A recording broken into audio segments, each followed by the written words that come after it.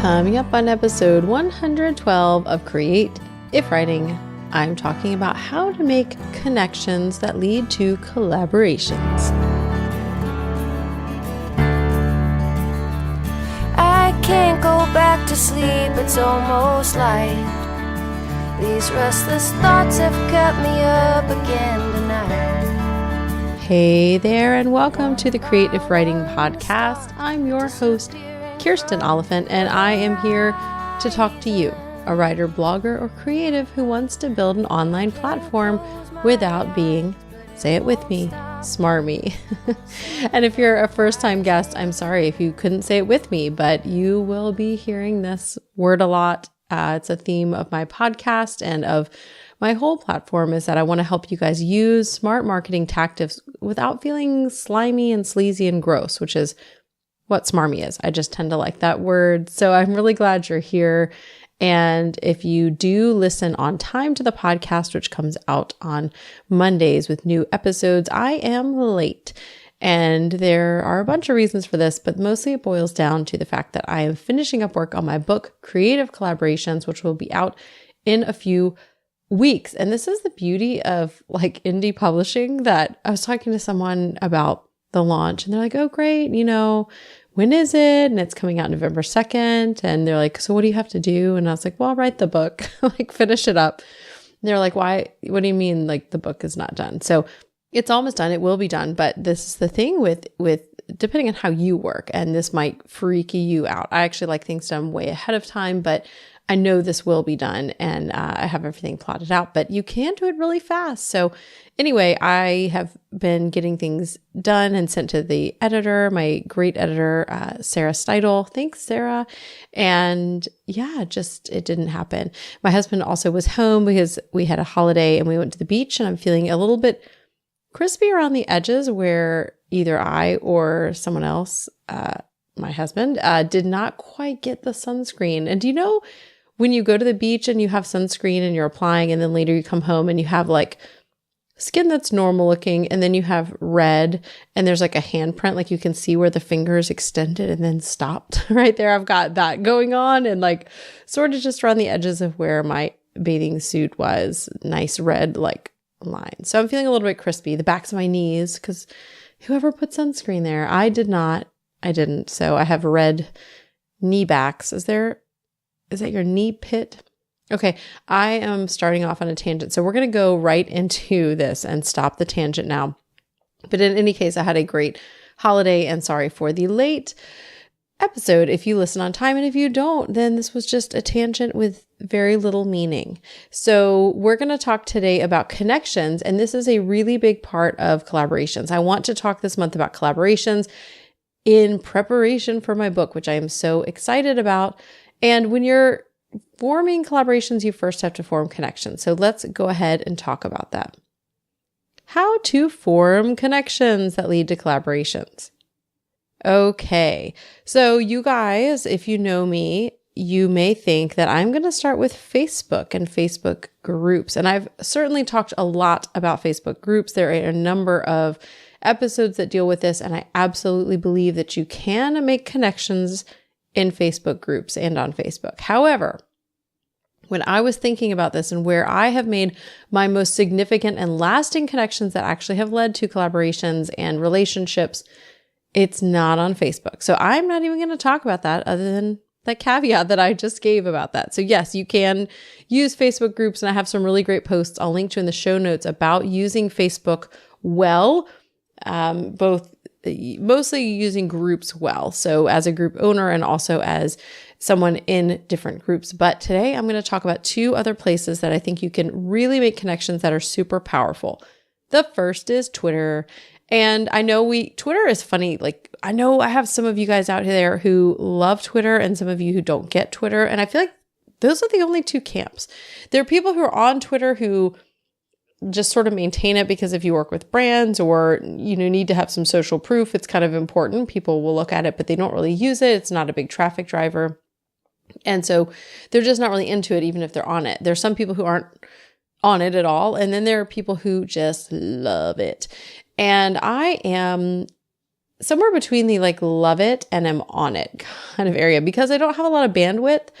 I do love Twitter, but it's not where I spend most of my time. I do spend most of my time on Facebook. However, I want to talk about how Twitter is so amazing. And even for me, I think beyond Facebook in terms of forming connections. So there's a couple ways that Twitter does this. And I hope this really speaks to those of you who are like, I don't understand why Twitter's even there. It doesn't do anything for me. Twitter, for me, and for I think a lot of people, is not a huge traffic driver. Yes, there are some people who will say that that's their number one or it's a big driver.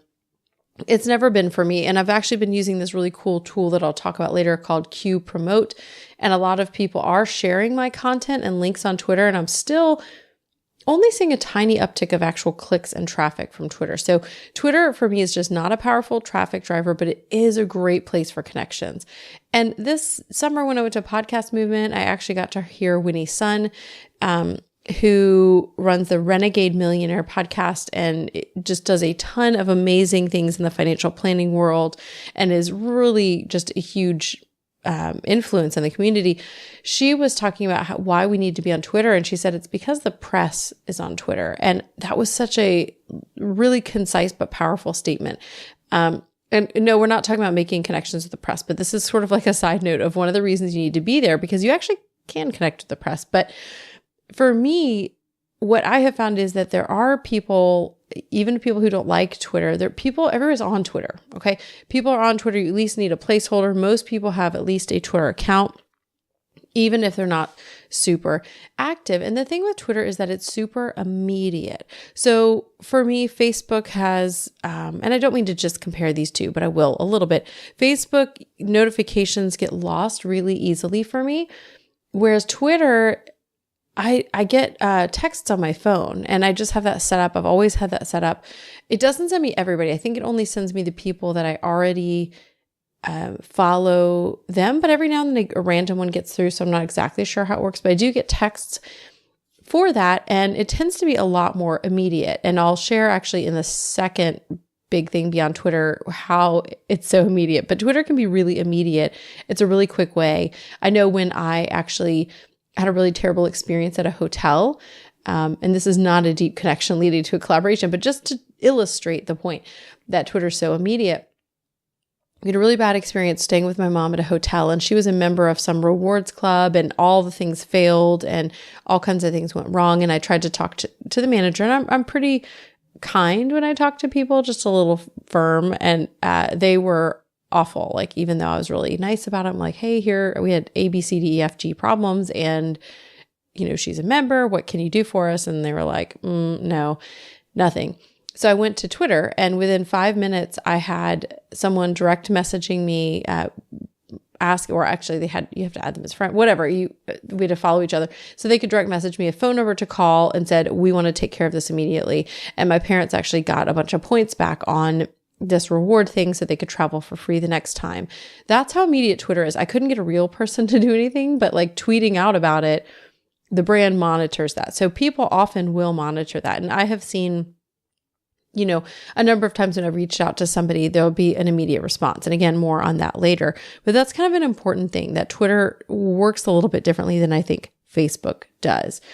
There is also,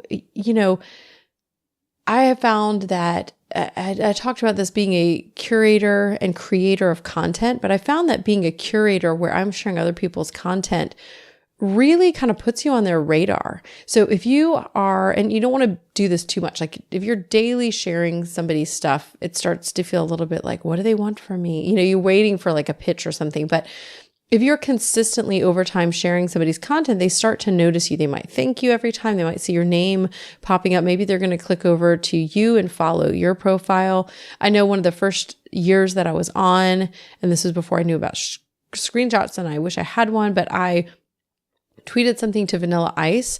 And not only did he respond, or his manager, this was a while ago, so it might have actually been him. He might not have had a manager at that point. He also followed me. So now Vanilla Ice follows me back on Twitter, which is kind of weird, but kind of awesome, right? So, there's just this sense of kind of camaraderie that happens where people will notice you, they will get the notification, and they might follow you back. They will definitely kind of know your name. I've actually had this a lot where I have first shared somebody's content on Twitter and then reached out to them through email and said, here's my Twitter handle. We've talked on Twitter. And so that kind of gets you, it's a good way to get on their radar. I've also found that starting conversations with people, whether you're following them and then tweeting to them and saying something about what's in their profile. I've had a lot of people follow me and then say something about the Oxford comma or coffee, because those are two personal things I put in my profile. And I would highly recommend putting some kind of personal detail like that that's unique to you, or just sort of unique that people can kind of sink their teeth into when they're connecting on Twitter, because it forms a more personal connection. So I will often do that. If I'm following somebody, I might tweet to them and say, oh, I love this TV show too, or I read your book, or whatever it is. You can make that personal connection. It's kind of like a first step, but it's a really good way to get on people's radars. And just as an example, the first Facebook group I actually formed was from Twitter, from people that I connected with over Twitter. And it was random people, and I still talk with these people. I've actually met two of them as of the summer. I've met Anita from Blessed But Stressed and Marie from marieosborne.com. Both of them I met over Twitter, and we tweeted to each other, and we started a small group of like 6 women writers. And yeah, that came from Twitter. And I just find that kind of miraculous that we somehow were brought together. Another way that you can actually use Twitter to find and make connections is by using Twitter Advanced Search. And this is kind of one of those weird things where like there's the search bar up there in Twitter if you're on there, and you could search for different topics, but there's Twitter Advanced Search. You can just Google it and it will come up like first. And it's actually a way to really dig down deep, and you can find a lot of information and be super specific in trying to find the people talking about topics that you're interested in to join a conversation, or people who are sharing your content or sharing someone else's content that's like in your niche, and you could actually connect with people there. The last way that you can really use Twitter is Twitter chats. And I know Madeline Sklar would be giving me a high five. She hosts a bunch of different Twitter chats, but the main one she does, which is hers, is Twitter Smarter. And it's on Thursdays, I believe at 1 p.m. Central Time. I always get confused. Maybe it's 1 p.m. Eastern, but in any case, it's kind of midday, afternoon, early afternoon. And that's on Thursdays. And Twitter chats, they move really fast. They're a little bit crazy, but it's basically when people kind of convene on Twitter, they're using one specific hashtag for usually an hour. And it's kind of like you're having this conversation with a whole bunch of people. And typically you'll follow a lot of people back. You might make connections with people you've never connected with before, but it's one of the most personal ways that you can actually use Twitter to form relationships. And so I have really seen Twitter do great things for me. And when I was thinking back, kind of planning this out, this episode, which is going to correlate to a chapter in the book, I was realizing, Facebook has done some stuff for me, but mostly it's Twitter. But beyond Twitter is this second place where you can form connections. And this one has been more powerful for me than anything else. And that is live events, particularly conferences, but live events in general. So I want to share a few stories, and this will come back to Twitter. I kind of hinted at this. I want to share a few stories about how I've connected with people at conferences. So the first blogging conference I went to was Blog Elevated, and I actually was able to be a volunteer. And if you can be a volunteer at a conference, this is even better way. For me, what this meant was that I'm an introvert. I'm not shy, but sometimes I get really freaked out going to events. So I remember going, the very first event, there was like a kickoff party Friday night. I literally I don't know if I knew any other people. I knew the people I'd met as a volunteer, and that was it. Like I just didn't know anyone. And so I walk into a room and everybody was more dressed up than me. I just had a baby and was feeling just really like that post-baby whatever you're feeling, not so great about what you're wearing and how you're feeling in your body and just all those things that I felt like everybody was really fancy and pretty. And I just was really intimidated. It was like going to a dance where you don't know anybody and everyone's sitting around these small groups, and the introvert in me did rear its head. And I was like, I'm going to go sit out at the check-in table since I'm a volunteer and maybe some people need to check in. So I really just didn't know anybody when I went to this conference, but being a volunteer, it did mean that I could sit behind a desk and hand people name badges, which meant I got to meet them, but I also got to help wrangle some of the speakers, and a few people that were signed up to actually introduce speakers really hated that kind of thing. And again, I'm not shy. I'm an introvert. So I was like, I'll do it. So I got to introduce a few people like Holly Homer, and got to connect with people like Eric T. Tung. Actually, a lot of my very first podcast guests were people that I met at Blog Elevated.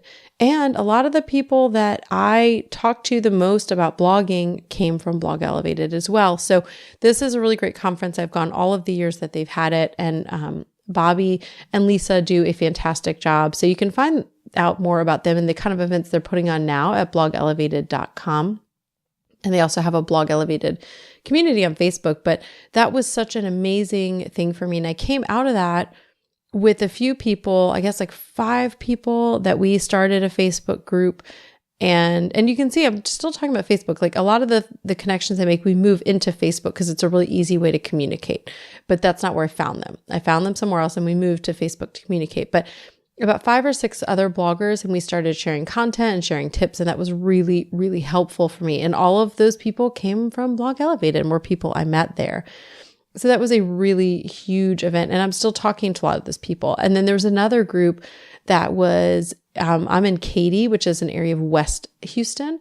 And there was a group of Katy social media blogger type people that had formed. I think it had formed outside. It wasn't through Blog Elevated. It was people that kind of already knew each other. And so I got into that group, but I got into the group because I knew people, met people from Blog Elevated. So that was just the first place where I really learned to connect with people. And I'm still talking to so many of those people. So many of my blogging besties came from there. So another live event conference that was really powerful for me was Podcast Movement. And I went the first time in 2015. I had just launched the podcast and I wanted to go to learn. I really had so much to learn and I really wanted to learn sound. And other than that, I was just like, we'll just see. I don't know. And it was the best conference I've ever been to. In terms of just the quality, how they put it together. Shout out to Jared Easley and Dan Frankson, all of the people that put Podcast Movement together. It's just such an amazing, amazing event. But I remember knowing that, and I'm trying to think if I knew beforehand that she had started a podcast, but Taylor Bradford of the Boss Girl Creative podcast, I knew who she was. We both were bloggers first and kind of ran in similar circles. I knew who she was, but we had never really like personally connected so much. I remember seeing her kind of in the hallway, I think, and I stopped her and we started talking about launching a podcast because I think we launched within a few months of each other. And she and I now have like weekly talks. We kind of fallen off the wagon because we're really busy, but weekly talks where we're helping each other with our businesses and what we're doing through our podcast and our blogs. And all that started through a conversation that never would have happened had we just known each other through Facebook groups. It just wouldn't have happened. So we really bonded then. And actually this time at Podcast Movement, we both went back this year at 2017 as speakers. She was doing on a panel talking about connecting with your community. And she did a great job. I led a mastermind session and we shared a room.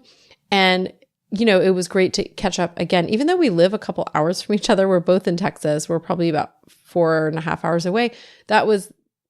That's all we've seen each other. We've only seen each other at Podcast Movement. So not actually in our state. Although the first Podcast Movement was, that we went to was in Texas. But that was a huge connection and it's still a connection. And we are really great friends and helping each other out.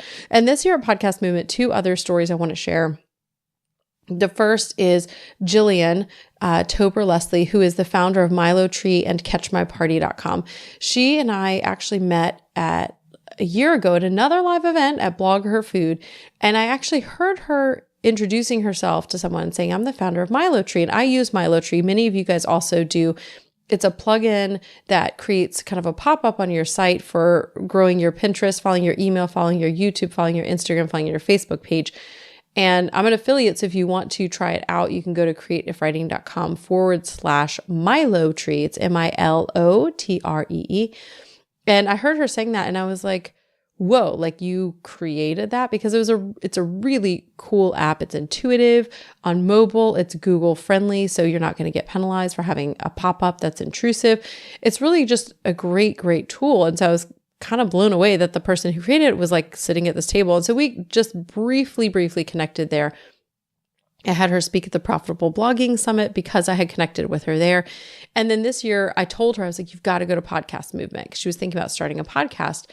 And we didn't see each other there. So we messaged each other and decided to meet for coffee. And I'm so glad we did. We had this like intense and amazing conversation that I feel like I'll never forget. That sounds really dramatic, but it was really amazing. And since then we have talked to have an interview coming up with her on our podcast. On this podcast, it's already been recorded, and I recorded one for her podcast that's going to launch soon.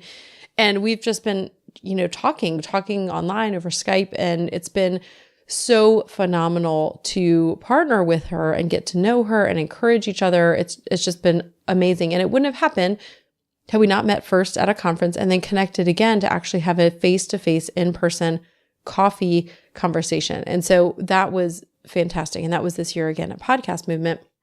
And the last one is Sarah Werner from the Right Now podcast. And I knew going into Podcast Movement, I think I had seen her saying maybe in another group that she was going this year or something. We're not friends. We had never personally talked. I just knew of her podcast and of her and had a lot of respect for her. And I really wanted to meet her. And I kept meaning to hit reply to her emails because I'm on her list, or just to email her and say, hey, I'm also going to Podcast Movement. I have a podcast about writing and other things. I would love to just talk with you and meet you in person. But I didn't. I forgot. So we're at Podcast Movement, and I realized like, okay, I don't want to let this go. I want to actually meet her. So I did what you should do in that situation. And that's, I tweeted her and I said, hey, I'm also at Podcast Movement. I really want to get together. Let's meet up sometime while we're here. And she immediately was like, yes, let's do that. So we started having a conversation over Twitter about meeting together at this conference. We're both at this conference, not seeing each other yet, but tweeting about seeing each other. And so I told her about my session, and she came to my mastermind session, which was fantastic and really fun. And then we got together later for just a conversation that was really wonderful. And I just wanted to meet her because I really respect what she does, but I didn't know what would happen. I didn't have any expectations. I didn't go in thinking like we'd be BFFs or I'm going to use this to leverage whatever. I just wanted to meet her. And I think that's a really good thing to think about when you're going into these kinds of meetings, is not to have some expectation that you're going to come out with some kind of outcome, because I think then it does become smarmy and weird. The outcome was we really hit it off, and we had a great conversation for, I feel like an hour and a half outside. And then later that night there was a party, and it was, I don't know. I didn't do the bar scene in my 20s really very much because that wasn't my scene then. And now that I'm married, it's definitely not my scene. But this one party, they had a luau, and it was like all these guys who had been drinking too much just were like hitting on everybody. And anyway, it was like, what is this? What is happening? I'm like, oh yes, this is what life was like when I was in my 20s and I hung out in bars every now and then. It just was yucky. So I was like fleeing the scene, and I was with Taylor, and I was texting her like, hey, I'm leaving this place because there are some creepy guys being weird. And that's not an indication of Podcast Move. It's just sometimes that happens at parties, anywhere, wherever you are. It just happens. So I'm fleeing the party, and who do I see sitting alone, like a wonderful introvert, but Sarah. And so I sat down again, and we had a great conversation until the party started moving our way. And then there were these guys on the stage doing some kind of dance, and it seemed like they might pull people onto the stage. So then we both like hightailed it out of there. And meanwhile, I just feel like we became friends, and, we don't live anywhere near each other. We may not see each other again forever. But the thing about the internet is you can become friends on the internet and stay friends for a while. And so I think we will be doing some kind of collaborating. We've talked about coming on each other's shows, but we've just emailed, and, I've mentioned I'm so excited for her new podcast, which is an audio drama called Girl in Space. And I'm just in love with that. And, I know she didn't ask me to, but I've shared that a bunch with my groups and people because it's just something I really like. And I had heard about it, but I think I wouldn't have been listening as passionately or as quickly to the show had we not connected in person, because I was really excited for her in a personal way. And so I used the immediacy of Twitter to meet her, and then kind of went in with this open expectation, and then had something really amazing come out of it. So my two big things I want to encourage you guys to use, and these are not the only tools, but the tools that I have found to be the most powerful for lasting connections that lead to collaborations, are Twitter and live events. And, if you're thinking I can't afford a conference and things like that for a live event, because obviously Twitter's free, but conferences are more pricey, you can look around in your area, because unless you're living way out in the middle of nowhere, most cities have meetups of different kinds, and they may just actually be on meetup.com, and you can look for events related to your niche, or you could form your own, or look on Facebook for events, or Eventbrite even for local events. A lot of times they're free. I know Houston, we're a huge city, so we have a ton of events, which is fantastic, like Houston Social Media Breakfast and Houston Social Media Day, or Social Media Day Houston, which is actually a national event, but we have it here too.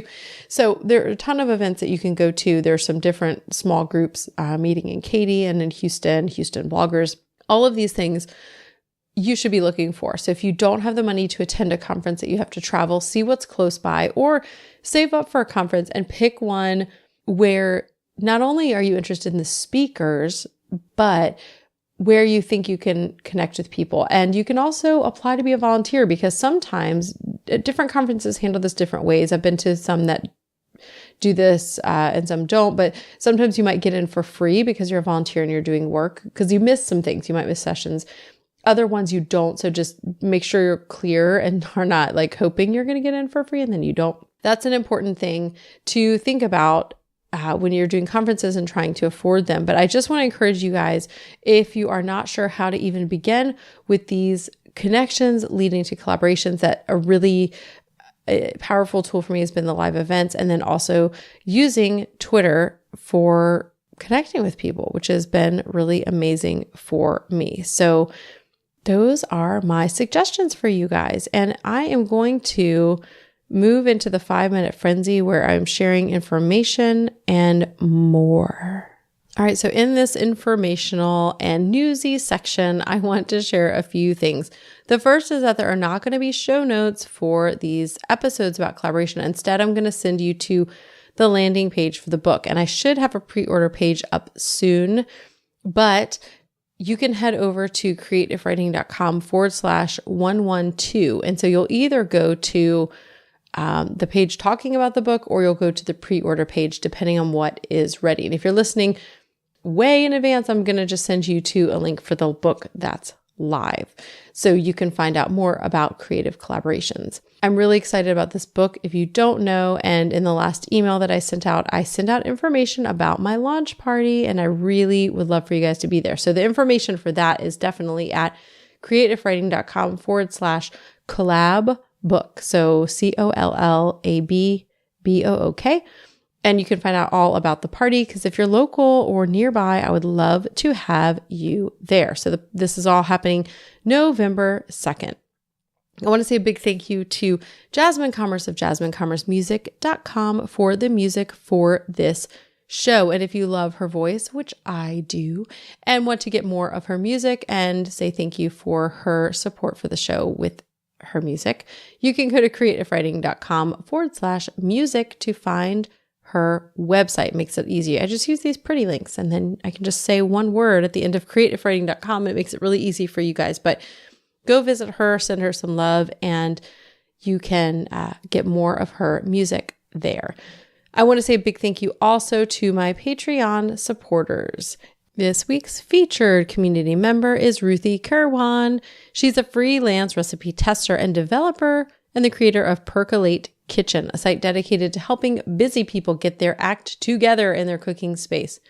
She shares quick, simple recipes along with meal planning tips, done-for-you plans, and kitchen hacks and guides. And I can tell you that I am subscribed, and she has great information. So thank you so much, Ruthie, for being a part of the community. If you would also like to be a part of the community, you can, first of all, join the free community on Facebook, which is creativewriting.com/community. But if you want to be a featured community member or support the show and get to be a part of the private Facebook community just for supporters, you can go to Patreon to find out how. And this starts at just $4 a month. It's $1 per episode. You can go to creativewriting.com/Patreon. So I want to thank all of my patrons who make this possible. This being the show, supporting the show monetarily. Again, it starts as low as $4 a month, and there's some really cool perks. So here are my big thank yous. I want to say a thank you, and I'm going to start at the bottom of my list this week and go up. To my community manager, Matthew McCarrick, Kelly Grant, Marie Osborne, Katie Andrasky, Nicole Lee, David Snyder, Jenny Kokas, Chris Loomis, Cheryl Russell, Jenna Taylor, Sally Olson, Sarah Kennedy, Christine Goodner, Tisha Messing, Andy Cumbo Floyd, Christine Griffin, Roland Denzel, Mira Kothend, Matt Brady, Elizabeth Edwards, Tanya Goya, Mariana West, Pamela Hill, Ruthie Kerwan, Mary Dennis, Stephanie Nickel, Susie Oakley, and Jocelyn Brown. I'm so thankful for all of you guys for supporting the show. And yeah, I'm really glad that you guys are here. And I think those are all my 5-minute frenzy announcements. Head over to creativewriting.com/112 to either get a pre-order of the book or find out more information about creative collaborations. And I hope this has been helpful for you, maybe eye-opening about how to use Twitter or live events to create connections that lead to lasting collaborations. Thank you guys so much for listening. I am really glad you're here, and it's why I'm here, because you're here listening. Go out, make connections, and have an inspired week.